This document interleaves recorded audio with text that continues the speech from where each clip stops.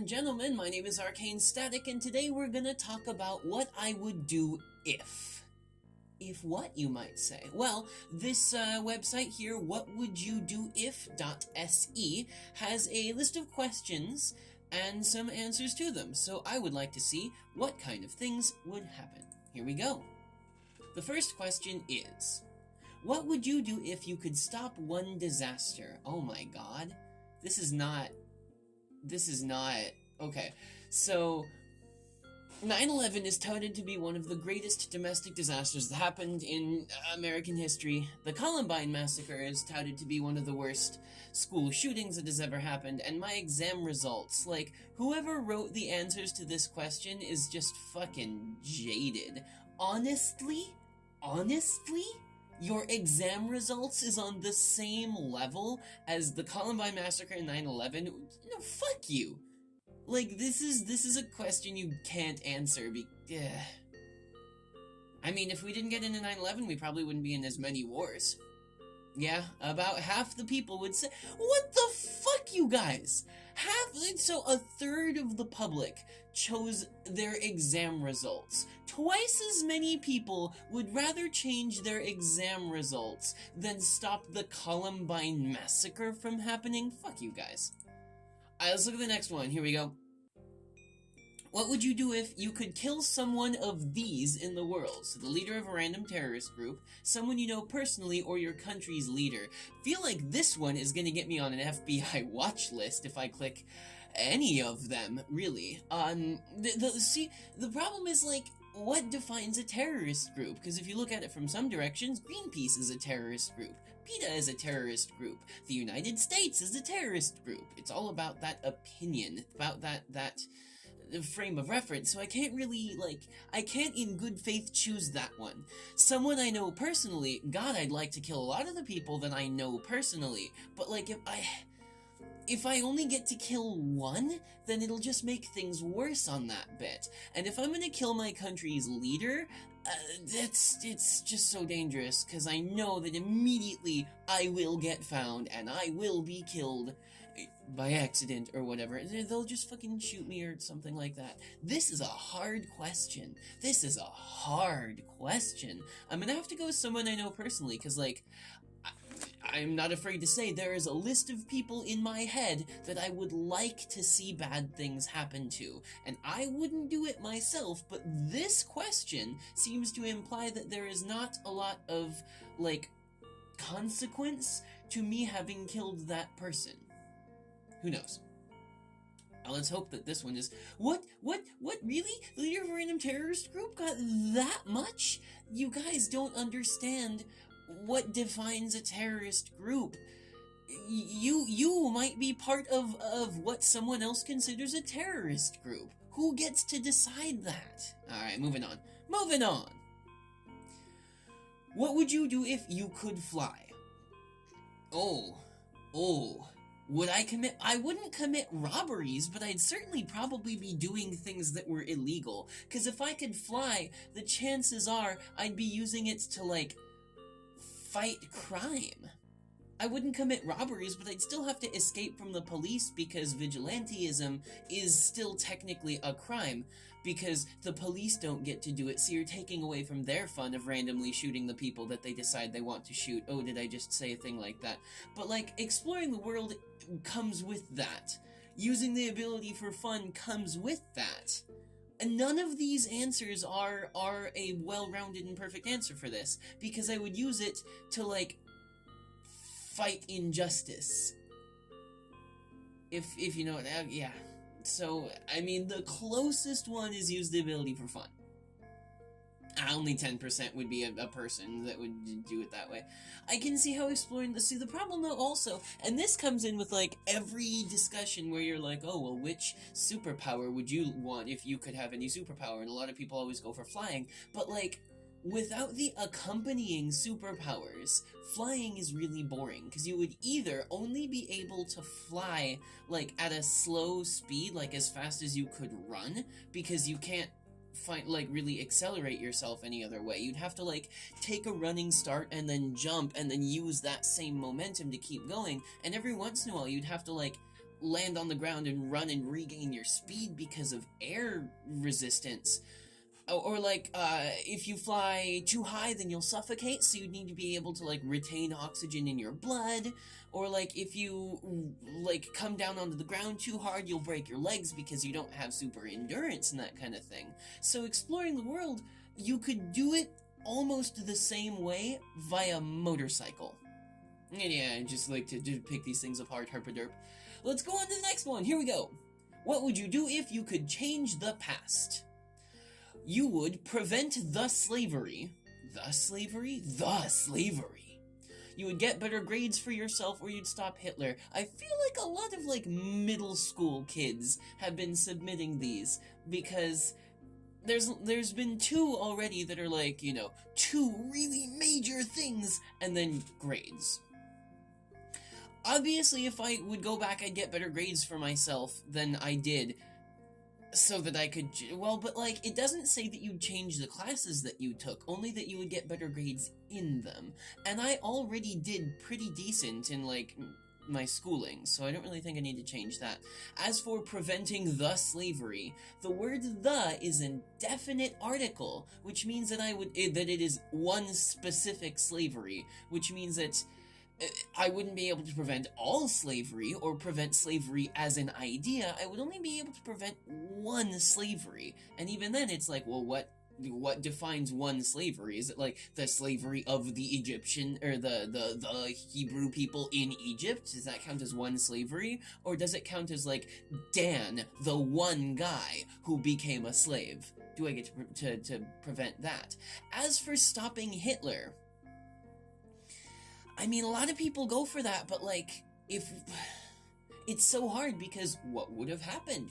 Who knows? I think the one that is the most viable, because it probably affects the fewest things, and therefore would change the present the least, with, like, the least catastrophic change, is getting better grades for myself. So let's maybe go with that one?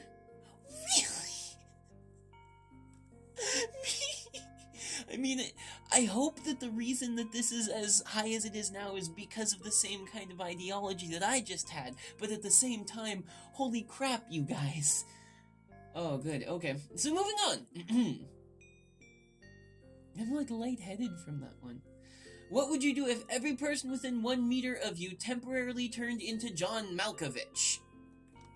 John Gavin Malkovich is an American actor, director, and producer. He appeared in more than 70 films. What has he been in? Do I know, like, any of this guy's stuff? I don't think I know this guy at all. I don't know who he is even a little bit. Well, if every person within 1 meter of you temporarily turned into this movie actor, transform one person and become friends with them, but then I'd have to stay 1 meter away from everyone. I don't know. Frequently explain the situation to everyone seems like the most viable choice to this one, because using it as a threat and becoming a terrorist, like, all they'd have to do is shoot me or confine me. It wouldn't be useful for me to wouldn't make a good terrorist on this one, so let's explain the situation. Become friends with this person. Okay. What would you do if you were at gunpoint and had to choose to kill one family member? Your mom, your dad, or yourself? Well, my dad's already dead, both of them. Long story there. My mom is pretty chill. Myself. This is weird, because, like, if I had to choose a family member, technically I don't count as my family member, because I am me. So the family, in this case, revolves around me. I'm the center bit around which the lines to my family go. So this one isn't a valid answer. Now, if we're going for, like, my biological parents, then my father and my mother were both kind of scumbags. But my dad was a worse one. Let's do him. No, there's so many people. Like, I'm glad that the your mom is so low on the list, but 71% would choose to kill themselves instead. I suppose it's for the greater good or something. I don't know. What would you do if you got the opportunity to visit space? Sing Life on Mars on Mars. Moonwalk like Michael Jackson at the on the moon. Or have an orgasm in space. I mean, space orgasm is probably just normal orgasm without gravity. So, it doesn't seem like it would be like that high on my list of stuff to do in space. Moonwalk like Michael Jackson on the moon. God, like, Michael Jackson is such a fantastic dancer, and I would have given anything to have been able to train with him while he was still doing teaching and that kind of stuff. Oh, it'd be so good. I don't know the song Life on Mars. So, moonwalking. Moonwalking seems like the best idea there. And, it is tied halfway between moonwalking and having an orgasm. I guess we know how humans think. You were given the chance to improve yourself. Super attractive, smarter than anyone else, or have a better sense of morality. Listen, my sense of morality is perfect. For me, at least. Anyone who picks have a better sense of morality doesn't have a sense of morality. They have a sense of what other people think of them. So this is more of a vanity thing than anything. Becoming super attractive, of course, is also vain or whatever, but, like, this one just means that they know that their sense of morality is crap, and they're trying to base what they think others think about their morality. So this one is junk. Being smarter than anyone else is obviously the right choice, because if you're smarter than anyone else, then you know how to become super attractive. Smarter than anyone, obviously you'd make so much more money that way as well. So being super attractive and being smart seems to be around the same kind of grading there. Well, what do we got next? If everything was legal for 12 hours, smoke weed. This is probably an old question, because smoking weed is legal in a lot of places now, and plus, this happens by, like, a lot of law-abiding citizens smoke weed anyway, even if it's not legal, because it's arbitrary. Like, I don't smoke weed, but it's such an arbitrary rule that it's not legal, whatever. As for, things that were legal for 12 hours. The problem with it is if it's legal to steal money, then it's legal to kill someone who is stealing your money. And if I had a lot of money somewhere, I would definitely be there with, like, weaponry guarding that shit so that during that 12 hours no one would come and steal it, because everyone would die there. As for the hurting somebody, this one is difficult, right? Because, like, I wouldn't hurt the same person for 12 hours, because I might be an asshole, but I'm not that vindictive. I'd probably just be like, you are owed this. This is karmic retribution for you. Smack, smack, stab, or cut, or whatever I'm gonna do with them, and then be done with it. This is probably it, because during that legality, there would be quite a few, like, retributive strikes in this one, I think, for people who just deserve it. I love how everybody goes to money, but nobody thinks about if it's legal, you will get killed for being near the money that you're trying to steal, because it's legal to kill the people who are stealing your money. What would you do if you spent one day as Donald Trump? Resign and wander the lands, construct the great pillow fort of Trump, or punch every other politician in the face. Man, even if I wasn't Donald Trump, I would punch every politician in the face. Anyone who wants a political party, or a political place, anyone who wants a position of power should be banned for life from ever having that opportunity. It's the same thing for, like, local politicians or, like, police or military.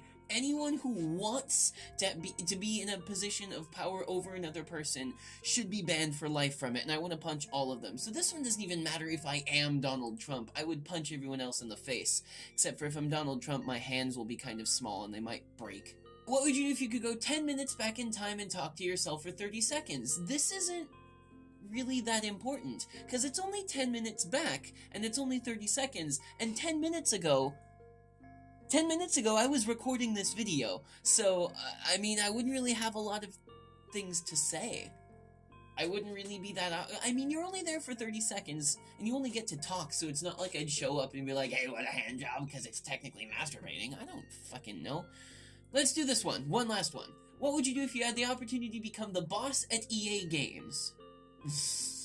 Well, obviously the answer is actually improve the company, because EA is a garbage company right now. All they do is crap, and like nothing is useful in this company right now. Like, especially EA Sports. Anyone who works for EA Sports and is watching this, I feel bad for you, because you work for like the worst portion of the worst non-ethical games company. I would actually improve the company if I became the boss at it. Probably by firing all the people that keep saying make more sports games and make more DLC and all that. I'd actually improve it. Yeah, and 78% of the people agree with me. I appreciate that. Well, ladies and gentlemen, I hope that you enjoyed getting a peek into the mind of your hopefully favorite YouTuber, or at least like a YouTuber that you casually enjoy.